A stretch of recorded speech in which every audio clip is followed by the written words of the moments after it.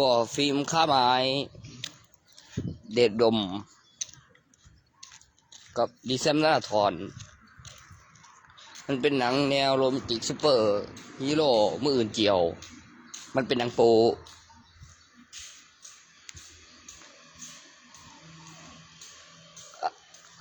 ชื่อเรื่องยังนะบอก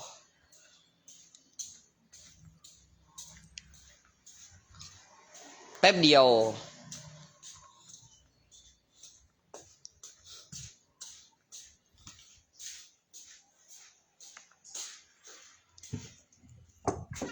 ชื่อเรื่องยังบูล่ะกำลังตั้งอยู่มันเป็นหนังโป๊ซูเปอร์ฮีโร่มืออื่นเจียว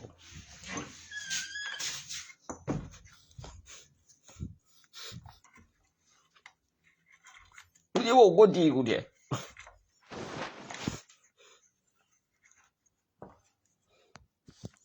มันเป็นหนังโป๊ที่ทำกับพวกเราไต้หวันสมัยที่ยังบ่มีรีสอร์ท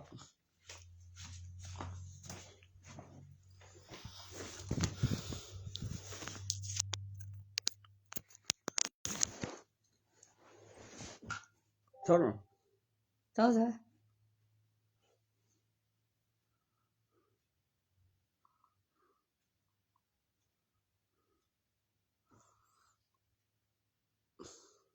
เป็นหนังแอคชั่นเป็นหนังแอคชั่นคอมเมดี้ประกอบชุดแฟนซีเลี้ยงฤดูกาลใน1 วันคืนเดียวพรุ่งนี้เกี่ยว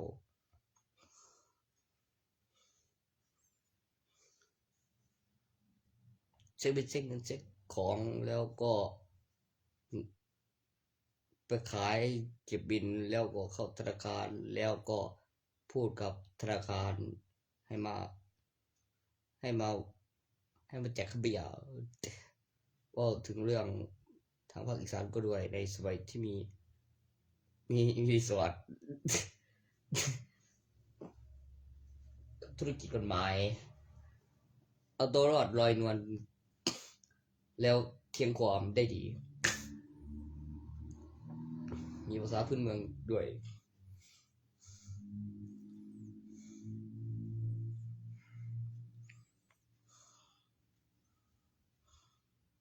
งูคนดีกูนั่นนังโบสู้ที่เราอืดเขียว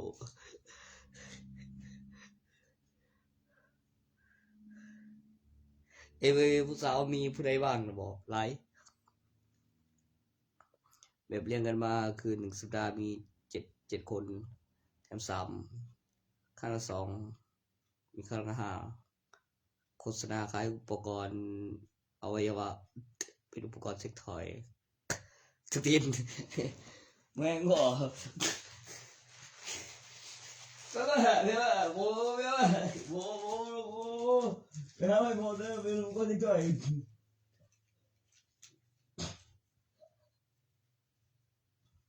ไปกันเนาะก็รวยเงี้ยรวยเลยแต้มหลายเลยเอาซื้อก่อน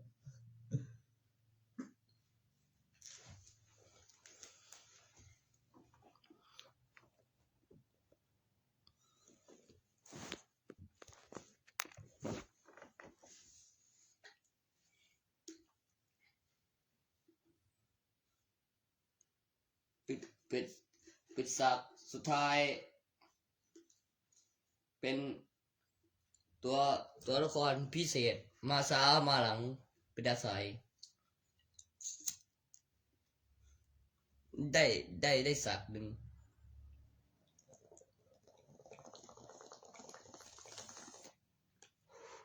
ซากกว่านั้นเป็นเพลงครูบาที่วัดผมผ้า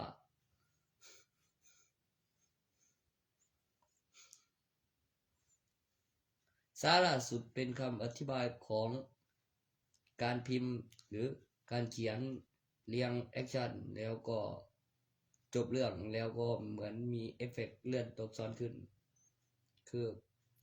จบแล้วจบ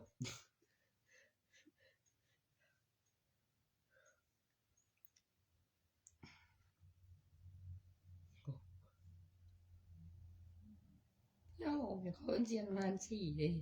เขาเซียนพนันสี่บ่ไรเขาได้พนันเขาไม่เคยแพ้ใครถอดทุนเขาไม่ขาย ไม่ได้อะไรเขาไม่ลงสักตาสุติน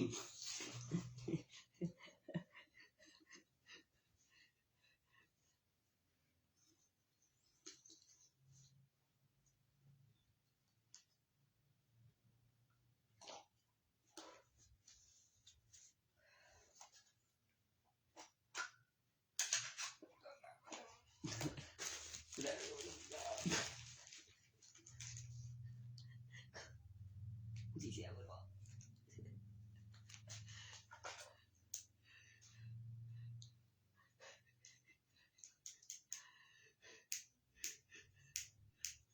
เขาเป็นพนันดีเขาเซียนพนันดี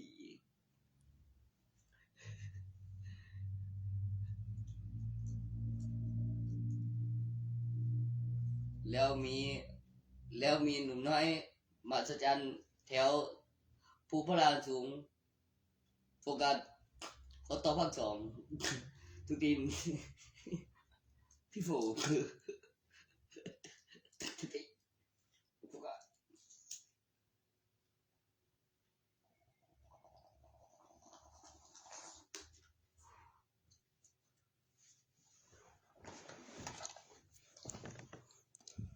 เขาไม่ได้ก็ไม่รับเลยไม่รับลูกศิษย์เลย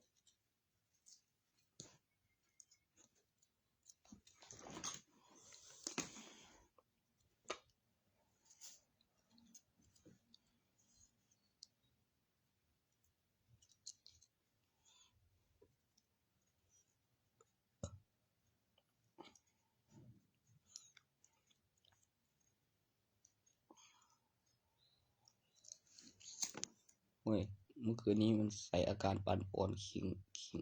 ตัวร้อนปวดหัวเหมือนเจอแล้วอยู่บ่ได้อยากได้เมียเวลใส่กูปวดปวดปวดโดยกระทาเวแรกๆคิดดูอยู่ ว่าตอนช่วยตัวเองใส่เซ็กทอยแล้วก็กับทำเป็นมันเจ็บใจหรือไม่เจ็บใจ แล้วก็ต่างกันยังไงกับตอนนี้เป็นแล้วกลับไปคิดดูแล้วโฆษณาขายอุปกรณ์แล้วเป็นคำอธิบายของวิดีโอแล้วโซนนาวีแยกล่างแยกเขียวล่างเดียวได้บโดนก็เบิดขาสลายเป็นสิ่งบริสุทธิ์เลยเสร็จเสียนเข้าไป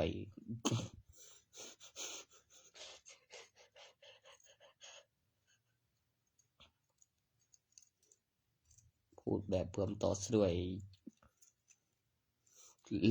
ลีลางานนี้สงสัยนาบุไทยครับ เดินขึ้นกระแตหัวเย็นแค่วางไว้ก่อน แล้วมีเงินในบัญชีแล้วมีเครื่องหมายในเหรียญแล้วก็มีเมล็ดพันธุ์ปลูกเสกวันทีเดียวบ่เกิน1 อาทิตย์อีก1 อาทิตย์วันจันทร์เกี่ยว ตอนบริการสังคมแล้วข้อมูลกิจกรรมรายสัปดาห์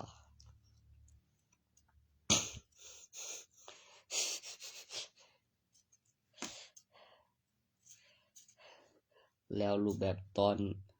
ที่สุกแล้วก็ข้อมูลตำแหน่งที่อยู่ที่เดิมของสายพันธุ์ลักฝอยของเขาแล้วก็มีรูปแบบตอนข้าวสุกแล้วเป็นราคามีน้ำหนักตัวที่คัดแล้วว่าดีกับสังเคราะห์แสงโซเพอร์เฟกต์เวกับสารอินกับเอลมึงโยกตีน ตอนที่กระบวนท่าดินจาคือดินแมงงอ chúng tôi chúng tôi chúng tôi chúng tôi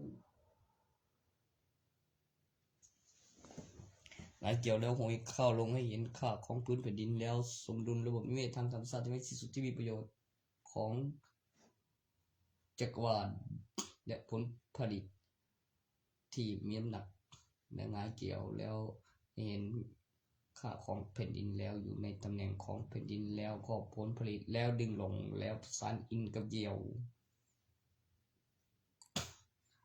แล้วเขาก็เริ่มทำพิธีการแล้วมีดนตรีกลับมา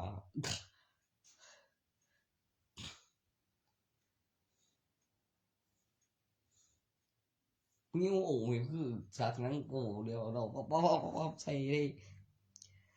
งานถนัดเป็นกินโอนไม่สะดวกเพราะถนัดเสก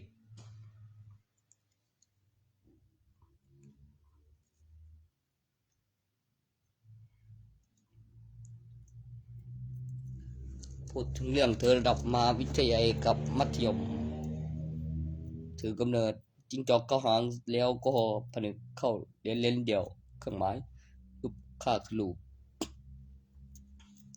แล้วก็เอฟเฟกต์มาตอนมันอารวาสแล้วก็ยืนไล่ไฟแล้วจกเลี้ยนเดี่ยวเอากันได้แค่เลี้ยนเดี่ยว1 คนเอากับคนเดิมไม่ได้ให้ไปใช้ต่อไม่ได้ค่าเอาตั้งแต่โตมาพูดรู้เรื่องมีทหารตำรวจแล้วใดแล้วก็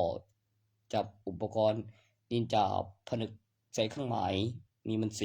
4สะกดสัมผัสปลุกเสกแล้วก็การตอบสนองของสมองเข้าเหรียญขึ้นลูกสัมผัสเก็บอุปกรณ์วัตถุปลุกเสกแล้วก็มีเด็กที่ตั้งครรภ์อยู่9 เดือนแล้วมีกล้วยหูและมีขวดดมมาหล่อแล้วก็ใส่กรอบฉันก็ให้บาท 1เป็นสะกดผนึกถึงพลัง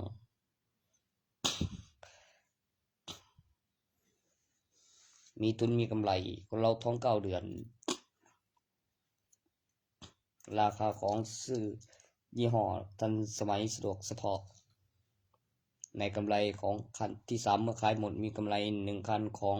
ทุน1 คันเป็นกำไรขายหมดมีทุนครบมีกำไร1 คันของการตั้งซื้อยี่ห้อพร้อมนอนหน้ารถ1 คนไปต่อคนที่2ในเรื่องซูเปอร์ฮีโร่มืออื่นเกี่ยวแป๊บเดียวบททันซุนก็มีครับระดับมหาวิทยาลัยต่างกันกับระดับมัธยมต่างที่ผู้ชายมีท้องใหญ่ผู้หญิงท้องใหญ่แล้วมีพยานตำแหน่งที่วางกลัวไม่ได้มาโดยครอบครองแล้วก็มีเอกสารทำก็เป็นผู้หญิงเพราะท้องใหญ่เป็นนางซูเปอร์ฮีโร่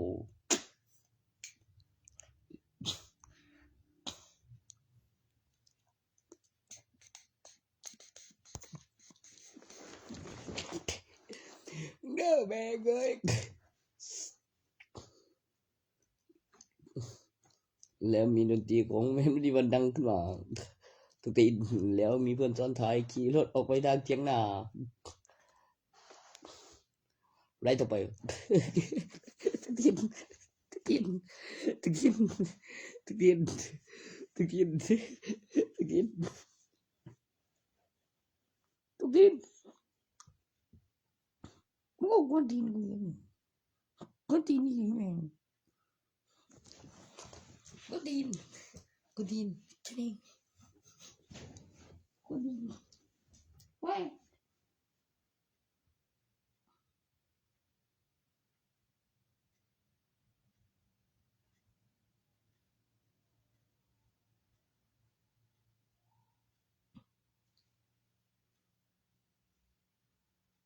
โอ้จุบลืมตอนให้ความเที่ยวไอ้เที่ยวไปไม่ไม่ที่ยกต้นตอนไปอ้าวทุกที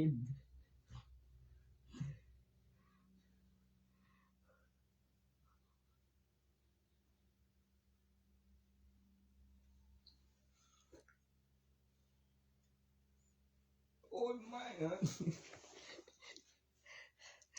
มันจะเป็นตรงไหนเอง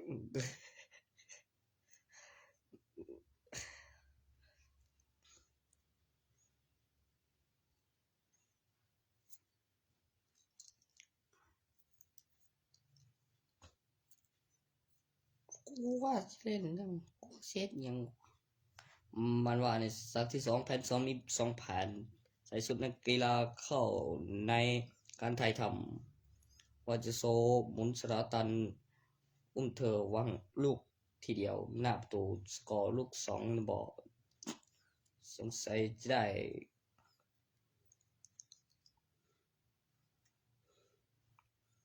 หาเอกสารใบกลางเพื่อนเขาก็อยู่เนื่องจากอยากได้คนมันจะได้คนสิติดกูเลยสอนวิธี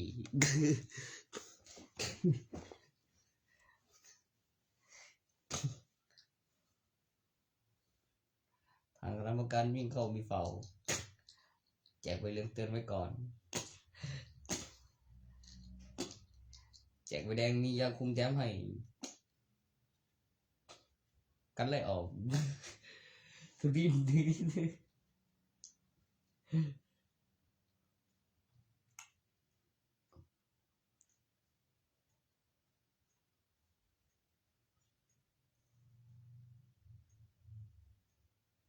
เฮ้ยเปิดก่อนมีกำไรได้กันโต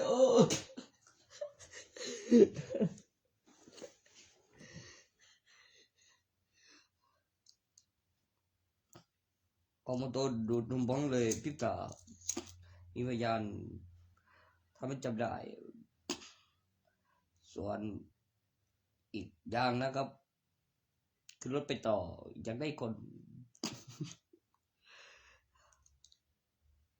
พวกยาเอาไงกูว่าเรื่องอะไรกูเล่นแม่งกับกู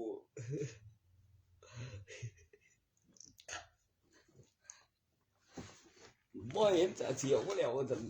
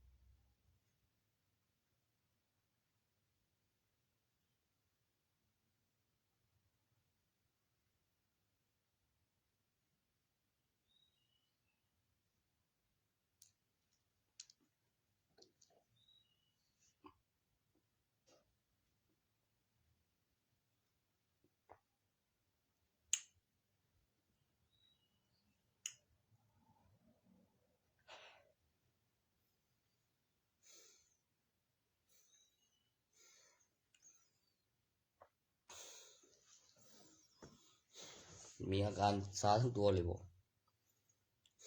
ตอนวิ่งในสนามหลังจากมีเพศสัมพันธ์เดี๋ยวกูไปคือตัวที่ซ้ำทางเด้อ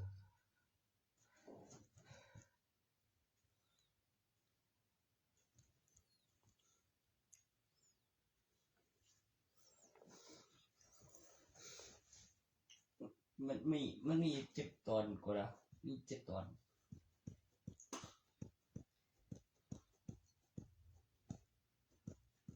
ถ่ายก่อนได้ทำไม่ต่ำกว่า1อาทิตย์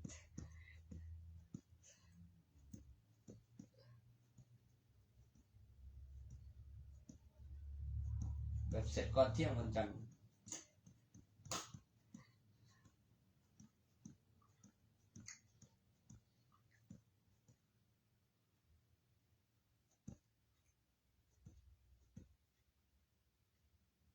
สู้ได้สา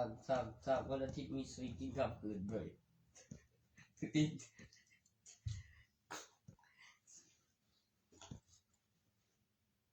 เดี๋ยวกูบ้านเนี่ยมึงจะเอาจริงๆกับคืนไหมไม่ใช่คลิปอ่ะไม่ใช่คลิป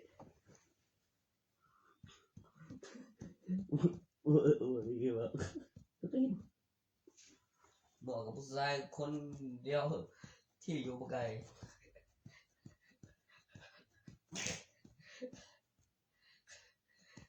เขาเกิดมาเพื่อสิ่งนั้นโหลดได้ตีนแท้บอกกูจะตัวนั้นเวียงกูจะตัวนั้นบอกกูจีกูจะตัวนั้นจะเล่นนะกูจีอย่าเล่นกูจีใส่ไว้รอดตายเนี่ยเลี้ยงด้วยกันนี่เนื้อวันมื้ออื่นเดียวพูดถึงเรื่องการส่งย้อนพิมพ์ไว้บอกไว้เครื่องหมายคำอธิบายเช่นตำรวจย้อนออกทางใหม่เป็นประโยชน์สิ่งที่ผ่านการพิสูจน์ผ่านการเลือกผ่านการบอกไว้แล้วข้อมูลเตรียมการเรียงแอคชั่นขบวนท่าไม่ทำเล่นไม่ทำเพื่อมีความสุขแล้วได้มีเพศสัมพันธ์แค่อย่างเดียวเป็นการออกกำลังกายเพื่อให้ได้สุขภาพในขบวนท่ามีเพศสัมพันธ์เป็นเรียลาความรู้สึกคำอธิบายมากับการดึงสันเป็นการแล้วข้อมูลการโซเพอร์เฟกของสมดุลระบบนิเวศทางธรรมชาติที่ไม่ที่สุดที่มีประโยชน์ต่อจักรวาลแล้วการขยายตัวของสันเป็นการสมดุลที่ไม่ลดลงว่าของจักรวาลความเสื่อมการเคลื่อนที่การขยายตัวพื้นแผ่นดินเพื่อเห็นค่าผลผลิตดึงลงในเรียงฤดูกาล1 วันมีเก็บเกี่ยวข้ามคืนใน1 วันมีเก็บเกี่ยวด้วยใน1ฤดูกาลของ1 วันแล้วก็1ฤดูใน1 ปีแล้วก็มีแนว100,000แล้วก็พรีดูมี100 ใบแล้วก็ดึงโค้งฟาดเพลียแล้วซาดเอวให้บึงถ้าพูดถึงเรื่องสำรองห้องได้ในทีเดียวคุณจะเห็นปริมาณของจำนวนพันไว้ในหนึ่งแรงกระแทกส่วนปริมาณที่มีสูญสลายไม่น้อยลงเป็นศิลปะที่มีค่ามีราคาเกี่ยวกับซูเปอร์ฮีโร่เป็นการลงทุนบอกไว้ถ้าคุณจะทำให้ได้ผลกำไรได้ทุนมันต้องถือกำเนิดซูเปอร์ฮีโร่รูปหล่อมาจันพลังเจนเต็มกินโอ้คุกย่ำเร็วถ้าพูดถึงเรื่องประกันภัยเกิดอุบัติเหตุที่ไหนเกี่ยวกับกรมธรรม์แล้วก็ผู้โฆษณาผู้ทำได้ค่าซ่อมเมื่อเกิดอุบัติเหตุแล้วไม่เจอคนยังไม่ได้ประกันคนหรือประกันชีวิต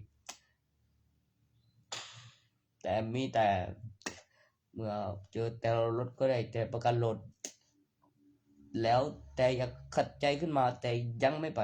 ย้ายน้อยลงมีทุนมีกำไรแต่ไม่ไปดอกมีพยานที่ได้จำได้เอาไม่คันคนยังไม่ตายเนื่องจากหาคนบาดเจ็บจากอุบัติเหตุไม่ได้เนื่องจากรถยังไม่ไปไม่ทันจ่ายจากประกันชีวิตและประกันรถยนต์มีทุนมีกำไรย้ายน้อยลงจะขัดใจออกไม่คันบุยโอ้มีคนจำได้เขามีความสามารถพิเศษส่วนตัวเป็นความสามารถพิเศษส่วนตัวเฉพาะเกี่ยวกับส่วนบุคคลระดับขั้นสูงขยายตัวสั้นบรรยากาศแล้วก็ผลผลิตดึงลงในตำแหน่งที่เดิมมีการเจริญเติบโตและเก็บเกี่ยวแล้วโซเพอร์เฟกขบวนท่าประสานหินย้อนบางตำแหน่งใน ตำแหน่งที่เกิดอุบัติเหตุออกทางใหม่เพื่อให้เป็นประโยชน์แล้วอยู่ในสถานการณ์ที่แต่ปกติแล้ว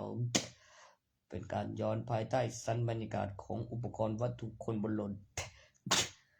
มีทุนมีกำไร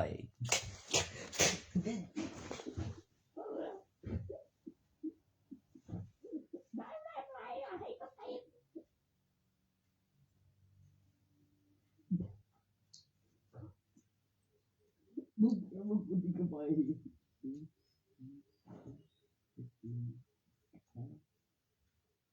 แล้วถ้าถึงเล่นกันแบบนี้ถ้าเด็กเป็นตัวนี่มาเลยคือแม่งเลยน้อย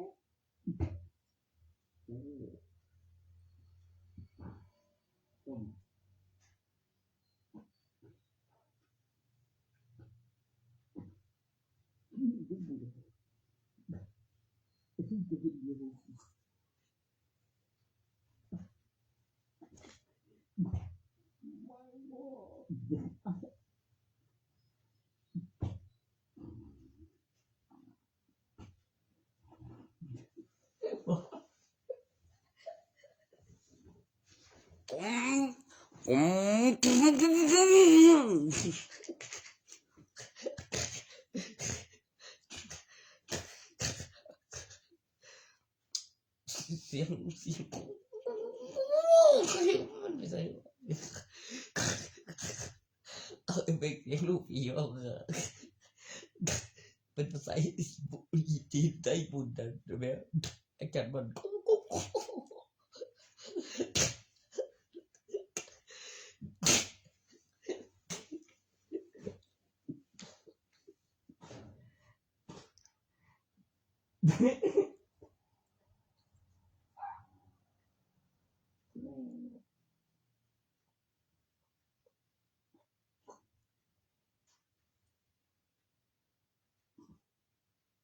ทุกคนเป็นกูอยู่ของการเล่นพระเครื่องที่ขององค์ทวนพูดถึงเรื่องทวนคิดการไปแล้วกับคิดดูเห็นเอฟเฟกต์ในการย้อนการเวลาเพื่อทำให้อนาคตดีขึ้นอีกขั้นและกลับไปแก้ไขให้ดีกว่าเดิมแล้วถึงปัจจุบันแล้วก็ไม่ได้มีเพศสัมพันธ์เพื่อคิดแค่ว่าจะเอาสุขภาพ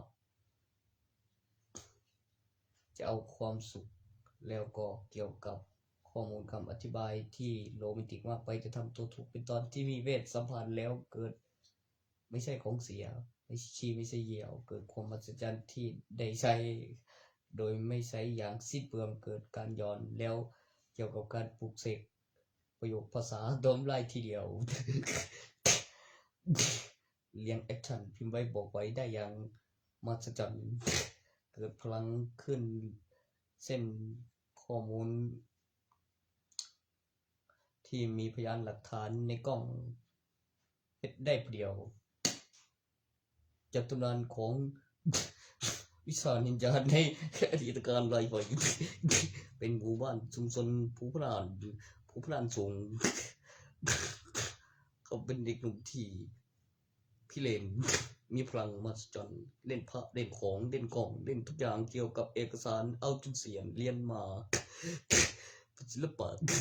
นักดนตรีคำร้องเอาตำรวจพิมพ์เป็นสำนวนให้เบิ่งประกอบที่ดนตรีน่าฟังพูดแบบเป็นภาคอีสานทำนองมาสตริงทุกทีมึงทุกทีกูพูดแบบเป็นภาคอีสานทำนองสตริง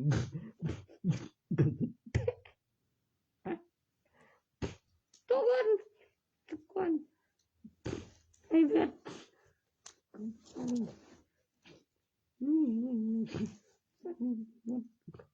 มูกันอยู่ขี้ร้ายดีข้าวกันขี้ร้ายมูกันขี้ร้ายพวกเราไม่เชื่อแล้วแมวพวกกันขี้ร้ายมันบ่มีกระบวนท่า X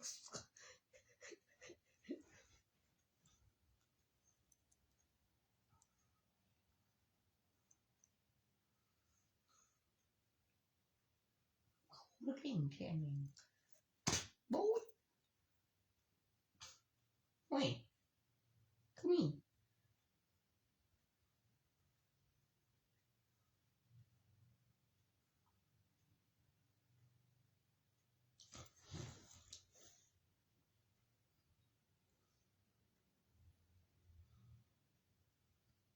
35เส้นคนจริงเกินไปฉุกกูตีเงินไปอหย่างวะ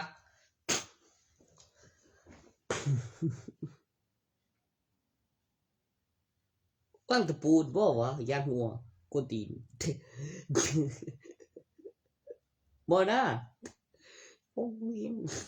กูตีนนะโอ้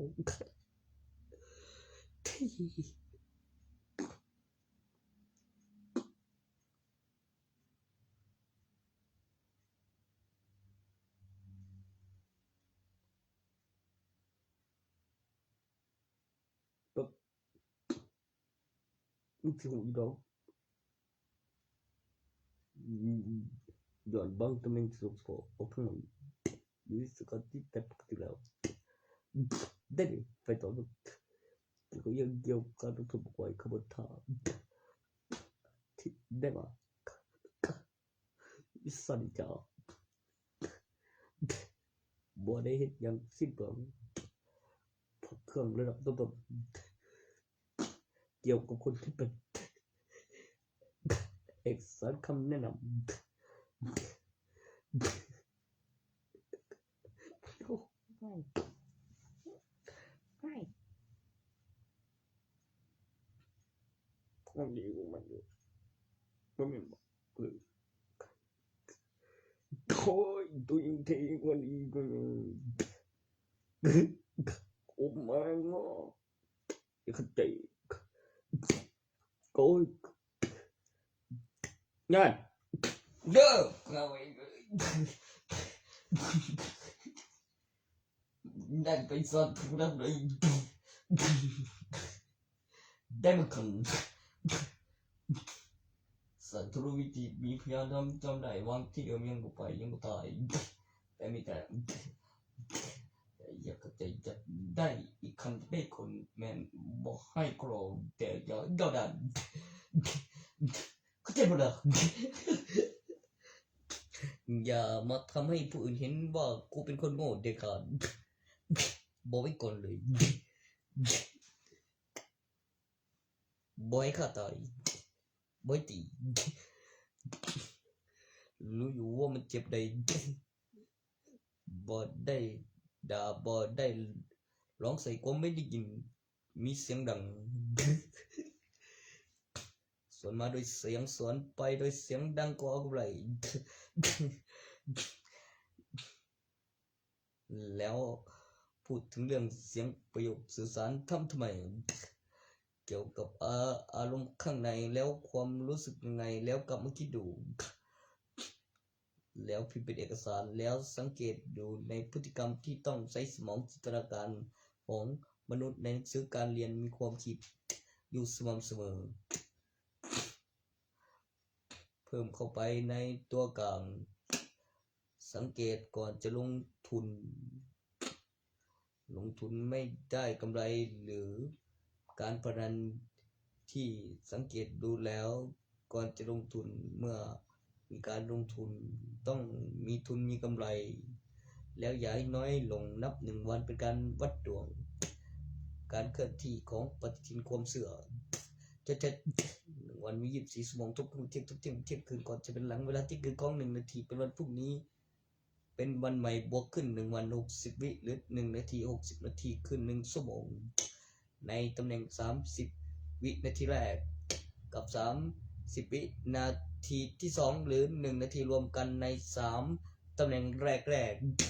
แล้วก็ปันอีก3 ตำแหน่งที่ต้องพักดวงหรือสร้างใหม่นับ1 ใหม่มีดีแล้วดีมากแล้ว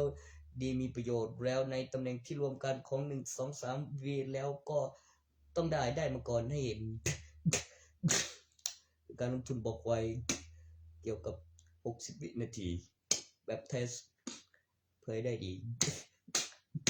ของ1 ดวงการเคลื่อนที่ของ1 วันมี24 ชั่วโมง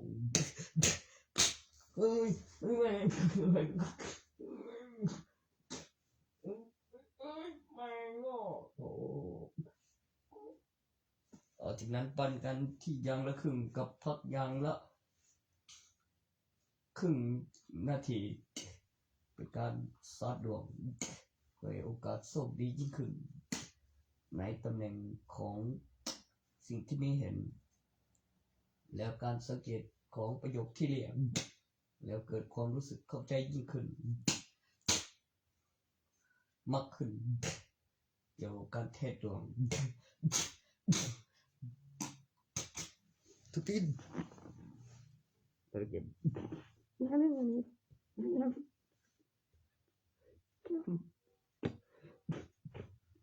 แล้วก็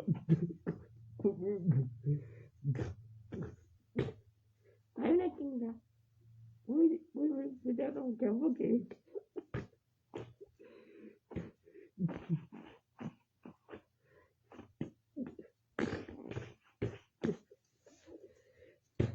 ได้จุดแรกได้ก่อน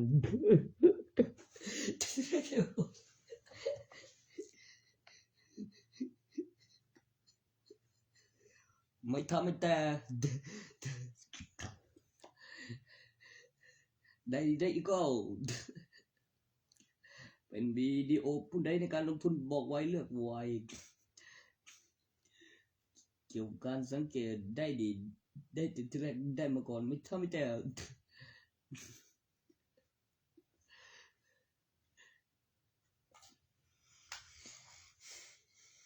ไม่ได้ดื่มว่าได้มาเพราะอะไรต้องมีข้อมูลการซื้อบินข้อความวันที่เวลาเพื่อแสดงกับพยานตอนเอาไปหรือได้มาเป็นหลักฐานเช่นเอกสารหรือไม่ก็บินวิดีโอสำรองเป็นวิดีโอในกล้องจรที่เกี่ยวกับการประกอบว่ามีพยานแล้วก็เป็นหลักฐานเพื่อแสดงกับพยานแน่นอนในบินสำรองเป็นบินวิดีโอเกี่ยวกับข้อมูลการทำธุรกิจและก็ข้อมูลหัวข้อธุรกิจกฎหมายของทุกวันนี้นะครับในการคำนวณบินผลประโยชน์ที่จะได้แล้วไม่ได้ใช้คำโกหกสามารถแจ้งความเอากับตำรวจได้เมื่อมีหลักฐานพยานครบต่อที่หลักฐานพยานมีแท้โอ้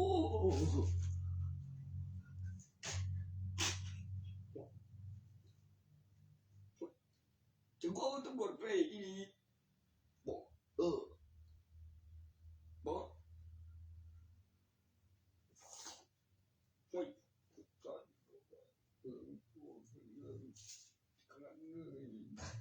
มึงแกว่าจำรุ่นแล้วจำโอ้ยอย่างนั้นสิจะได้ไปเสียบเจ็บแล้วอ่ะ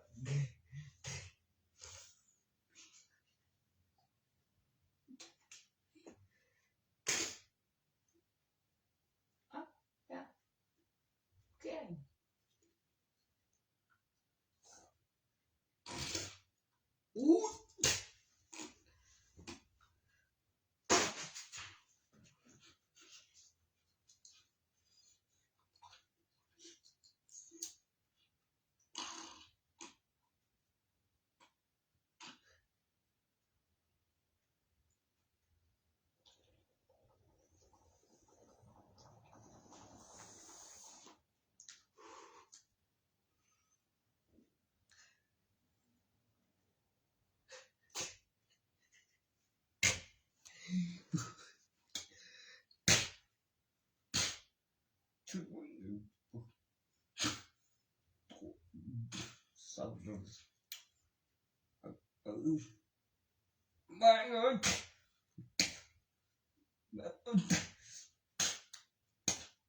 สารอินมีตัวตนมีลูกคนถ้าจะโอนสัตว์เสือผืนใกล้พันไปไหนถึงเกิดสิ่งเสมัสจันอเวสิ่งที่ใครเห็นแล้วมันแปลกตาดูยากยิบกระยำแตกไล่สิ่งแล้วไม่แสบตาเท่าไหร่แล้วจางหายไปในเอฟเฟกต์ที่เรียกเป็นสิ่งที่แสบตาซาบึ้นเหมือนมึงเอาดี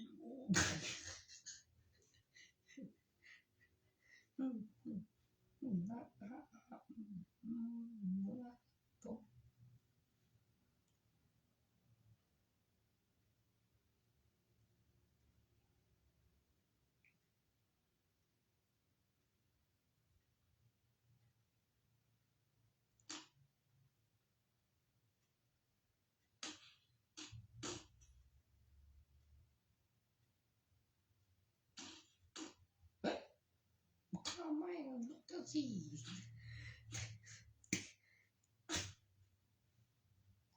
ระดับชั้นเหรียญแล้วครับรุงรัฐบาลห่างกัน10 ปีเรียงระดับชั้นเหรียญวัตถุแล้วหลักฐานวัตถุที่มีปีพศค่าขึ้นรูปค่าสังเกตแล้วก็ค่าคำนวณใน1ระดับชั้นเหรียญห่างกัน10 ปีเรียงกันแล้วก็ระดับชั้นตึกเป็นวัตถุปลุกเสกเปิดศาสตราค่าบำรุงอุปกรณ์มีการนับจำนวนของค่าบำรุงโครงสร้างอาคารเป็นระดับชั้นเหรียญของปริมาณที่มีการผลิตอย่างมั่นคงมีปีพศในเหรียญเป็นโลหะที่เหล็กดูดไม่ดูดน้ำไฟฟ้าสตาร์สเตตัสทุกทีมันจะว่าแบบคู่อะไรโอ้ยแบงเอ้ยเราตายจากอุบัติเหตุแบบปาฏิหาริย์ได้พลังมหัศจรรย์มากับคุบารวมวัตถุปลุกเสกคำนวณเงินรวมๆใน10 ปีระดับชั้นเหรียญเขาจะยกทั้งระดับสตึกการสังเกตเรียงกันในการคำนวณไปสอบการขยายตัวของชั้นบรรยากาศในรูปทรงที่สมบูรณ์แบบพื้นแผ่นดินโครงสร้างอาคารค่าขึ้นรูปตั้งแต่ในยุคสมัยรัชกาลข้อมูลการแปรรูปปลุกเสกอีกขั้นแปรรูปปลุกเสกอีกขั้นขึ้นห้างขึ้นเส้นตั้งราคาเกี่ยวกับศิลปะเครื่องประดับตั้งราคาวัตถุมงคลปลุกเสกแปรรูปปลุกเสกอีกขั้นขึ้นเส้นขึ้นรูปนับอย่างละ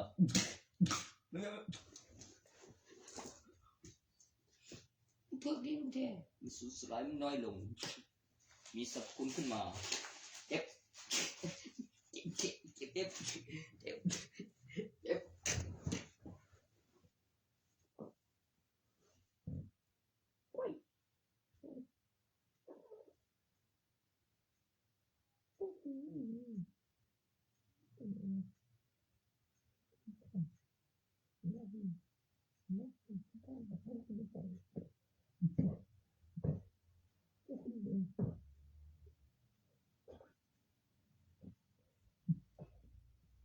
โอ้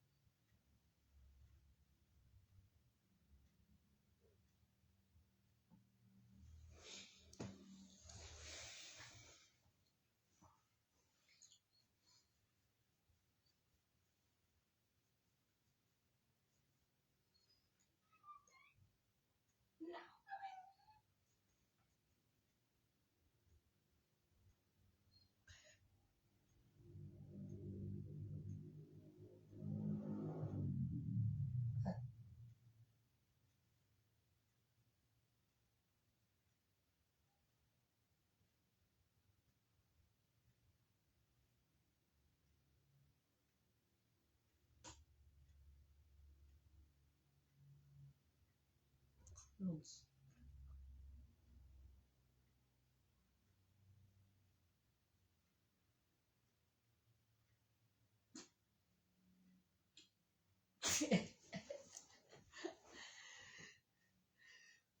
อีแม่นะไอ้แม่โอ้ไปอย่าเอาเองเด้อคือโอ้ยเด็กอีกแล้วสุดยอดโอ้มันเคยไปโอ้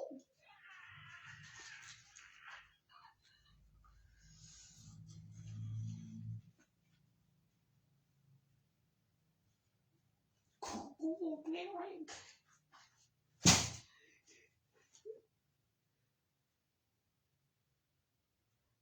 แล้ว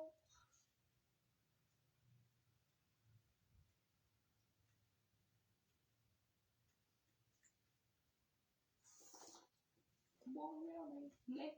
เล่นสุดตีนกูไล่อะไรวะแบบ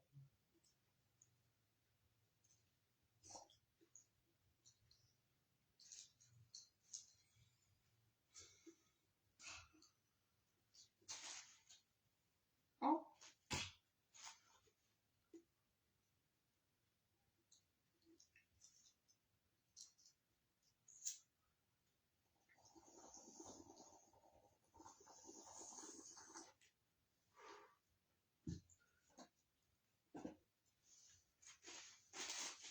ยแม่กู เอาแม่เลยไม่บ่ว่าเขาเลย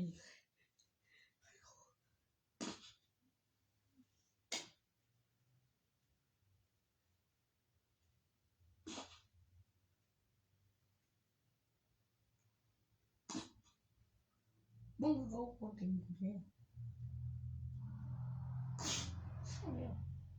โอเคมาเลยไม่เลย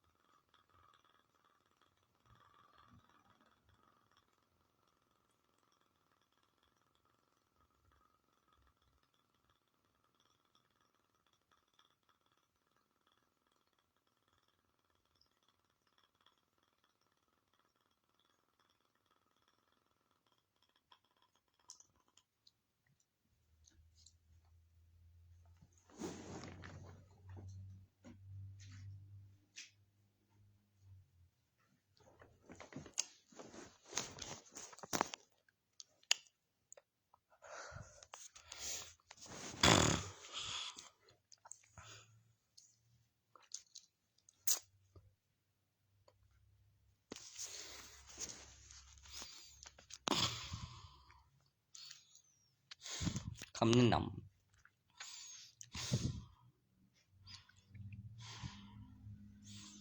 ให้ที่เอกสารครบแล้วจนครบแล้วครบอีกแล้วจนถึงปล่อยมาจากมือนักธุรกิจแล้วเลลารับคืนเท่าทุนกับแน่นอนกว่านั้นอีกถึกเลขบ่ว่ากู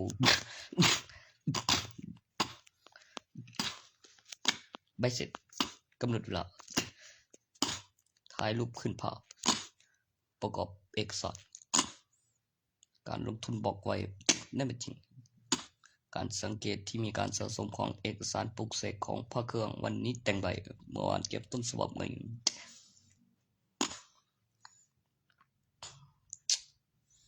กิจกรรมรายสัปดาห์ทำไปวันๆเป็นความชอบส่วนบุคคล18 บวกต่ำกว่า18สักนี้นะครับมีต้องเดินหรือไปทางอื่นเป็นคำแนะนำแต่เมื่อคืนเป็นการเตือนในการฟังผลของเด็กต่ำกว่า18 ปีกับมากกว่า18 ปีเกี่ยวกับความรู้สึกในอกในใจแล้วมีคนโกรธแทนก็มีเ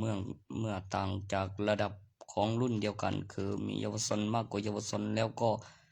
วัยรุ่นแล้วก็วัยไฟที่มีลวดลายต่างกันกับลีลาก่อนมีเพศสัมพันธ์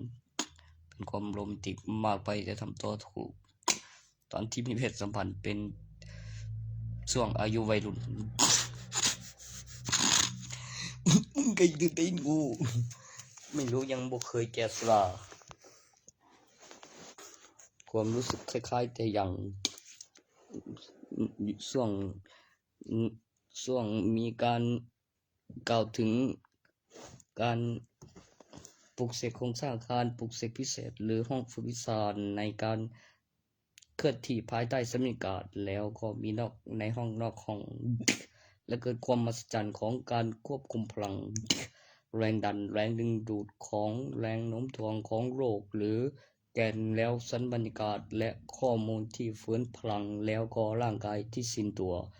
เกี่ยวกับข้อมูลที่อยู่ในสภาพที่มีแรงดึงดูดต่างกันกับด้านนอกด้านในกับพื้นที่ปลุกเสกพิเศษโครงสร้างไม่เป็นอันตรายแล้วมีประโยชน์ต่อการพัฒนาการเคลื่อนที่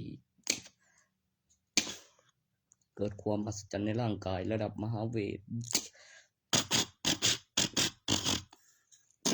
โอ้ติกูเลยเลเซอร์เทอร์โบ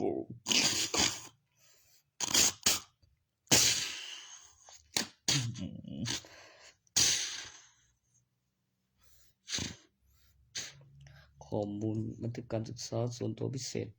ระดับมหาวิทยาลัยข้อมูลการรวมตัวของวิถีของกระสุนแล้วก็รวมตัวจากแสงเป็นแกนเกิดน้ำหนักและควบคุมแล้วปล่อยในทิศทางของวิถีกระสุนเกี่ยวกับจินตนาการนิสัยและสันดานแล้วก็พลังที่สะสมในร่างกายกระบวนท่าเรียกแสงเอฟเฟกต์ที่ต่างกับเอฟเฟกต์ในเรื่องจริงคือการควบคุมของพลังงานแสงวิถีกระสุนแล้วก็ไม่เป็นอันตรายต่อผู้บริสุทธิ์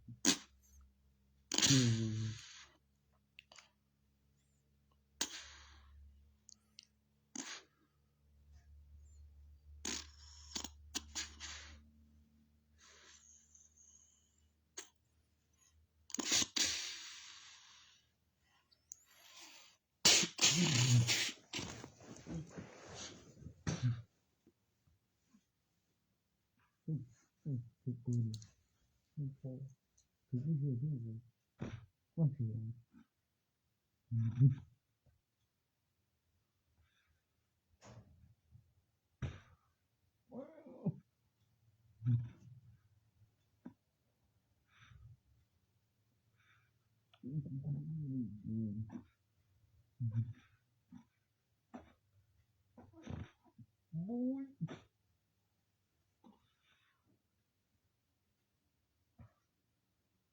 โอเค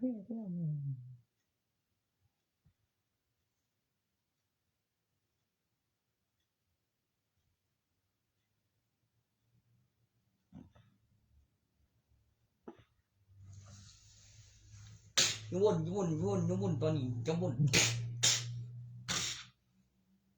โอ้ยกูไปทำเบ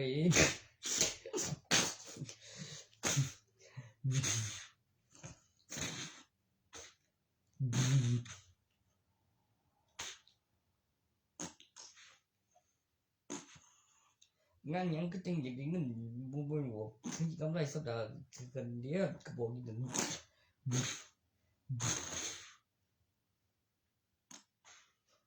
ก็บนหวยบางเทื่อมันกำลังเสียพลังสเปอร์เสียโตก็ไม่ได้อีกถึงหลงมันถึงหลง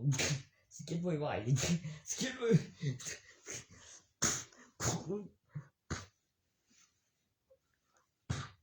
เฮ้ย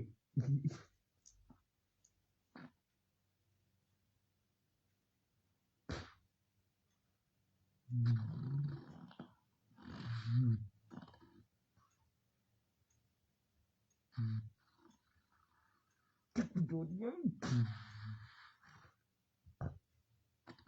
เฮ้ย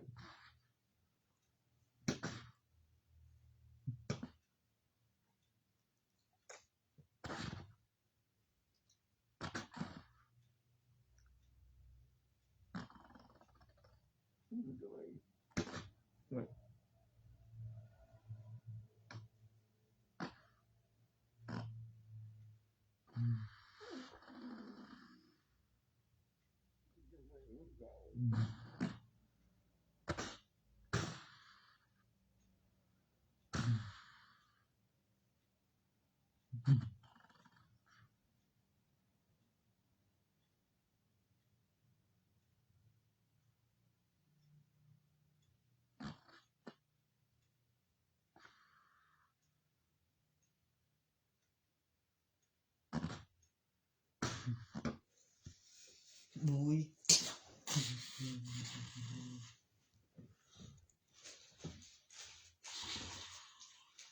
คนเป็นโจรเลยให้ข้ากินได้บ่ดนบอกซื้อยังบ่โจรให้ข้ากินได้บ่ดนอี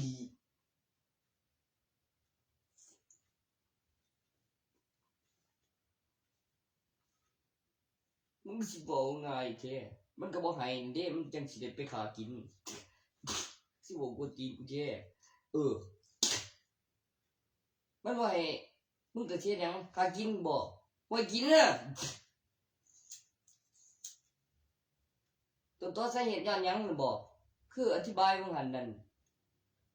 เชื่อบ่ล่ะคันบอกของมันไปซื่อๆแล้วอ้างว่าฉันเดี๋ยวก็มาใส่กับมันอีกแล้วบ่เฮ็ดบ่เป็นดีแล้วก็ว่าไปตัวติบ่เป็นโจรยังว่าให้ข้ากินโอ้โอ้ยแล้วก็ว่าบ่หูเรื่องแล้วก็ว่าบ่ตีบ่หรือหยัง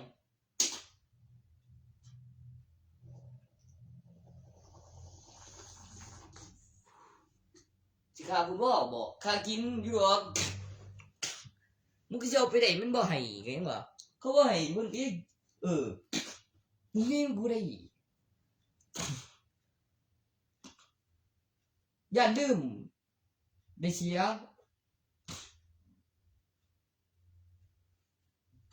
บอกใช่ต่อแต่ตายแต่มาไปตายก็มีเคยตัวแค่โมงเกิดไปใส่มันยังไม่เสียติบอก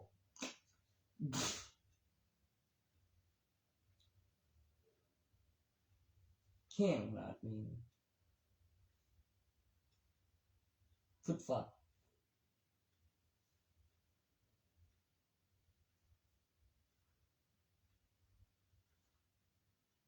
ขันบ่มีประสบการณ์หรือเหตุมาก่อนนะบอกจีเป็นตอนบ่จักว่า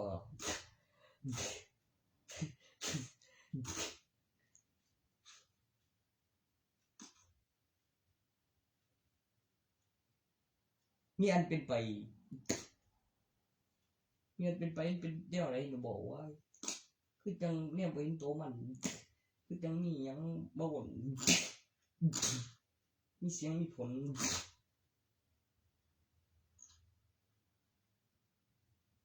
โอ้จะเกิดยังเกิดอันเป็นไปเกิด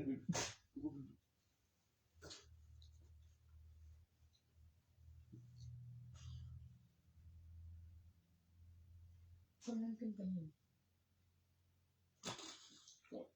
ต้องโสดดีเลย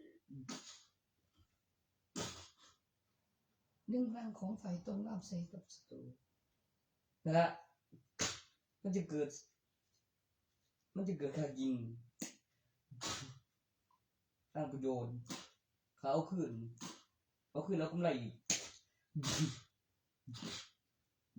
มีความผิดที่แรงพูดที่ได้ขึ้นได้ดีก็ประโยชน์ก็พูดที่เป็นพยานกับสังเกตพฤติกรรมของแต่ละสา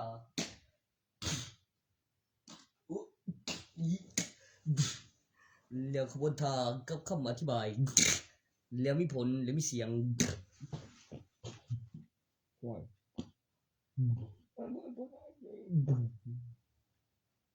ตัวมึงบอกว่ามันอีหยังบ่ตัวจะบอกว่ามันถูกเลยเหรอคือจังเนาะคือได้ยินบ่บ่คือได้บ่ใช่ไหมทุกทีมเก็บเด็กเก็บบอกเลย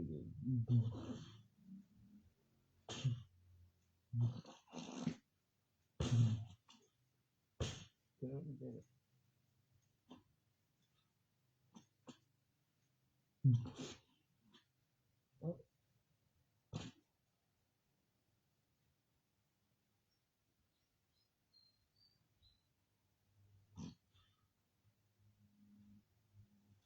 แล้วจำนี่เนี่ย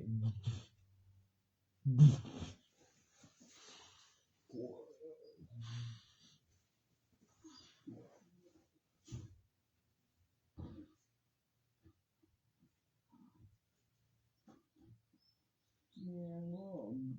จะเพิ่งไปดูบ่มีมันคือโง่เด้อเดี๋ยวนี้นี่ว่าบ่ต้องจอมจะกันดูเดี๋ยวนี้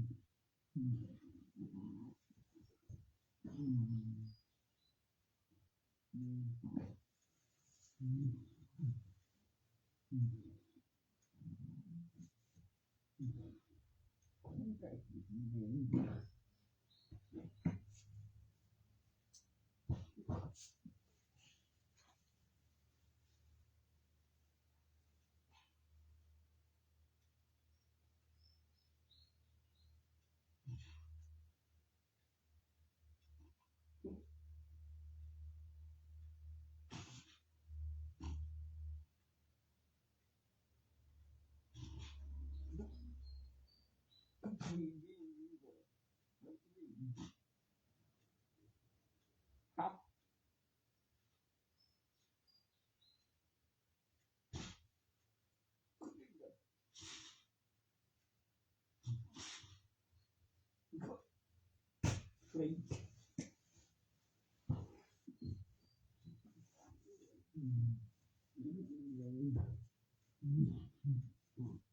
มันบ่ดีว่าว่า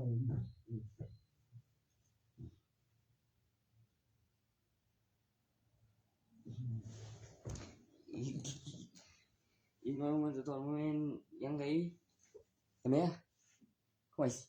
หัวตาบ่วะเลือกบอกก่อนนะหันดิก็ผิดไปนำซื่อๆบ่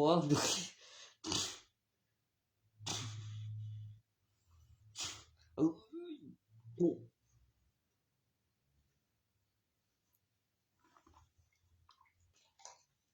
ตอนเอาขึ้นนั่นบ่มันก็สิถึงเจ้าของมันต้องเป็นกำไรนะเว้ยบางหันทุนมีทุนมีกำไรทำไมแล้วสิมีเงินเสียของกับปริมาณของจำนวนคำอธิบายบอกไว้สิ่งที่มีผลและมีพยานแล้วสิ่งที่มันจะเป็นไปได้แล้วก็บ่มีผลเขียดแล้วก็ได้แบบคือวิชาดีก็แบบอีหยังว่าตุนมีผลเขาบ่ให้ก็ต้องบ่ได้แล้วกุมเอาตอนใดนั่นใส่ขบวนทานนั่นนะโอ้เขาก็โซ่เลยแล้วขบวนทานเด็กเก็บก็มีกระสู้ที่บ่จบมีคนตายภาคต่อเรื่องใหม่มีตัวอย่างเห็นออกข่าวบ่ให้ลืมได้พยานเฮ็ดจำไร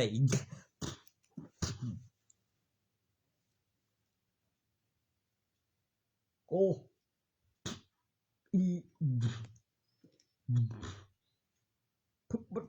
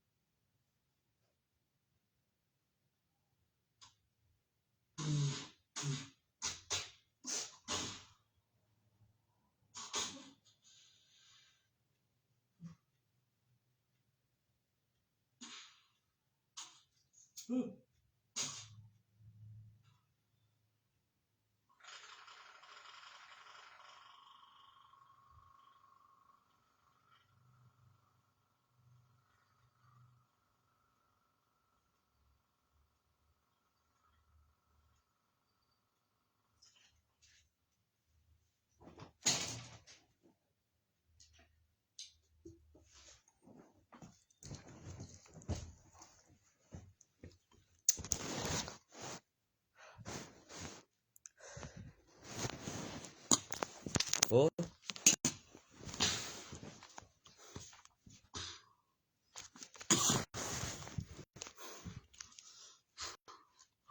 ถามหาหลักฐานเพื่อแสดงกับพยานแล้วเกิดความมหัศจรรย์ในความจริงน่ะบ่คันพิสูจน์ได้แล้วมันบ่คันแล้วพิสูจน์ได้ต้องหันนะ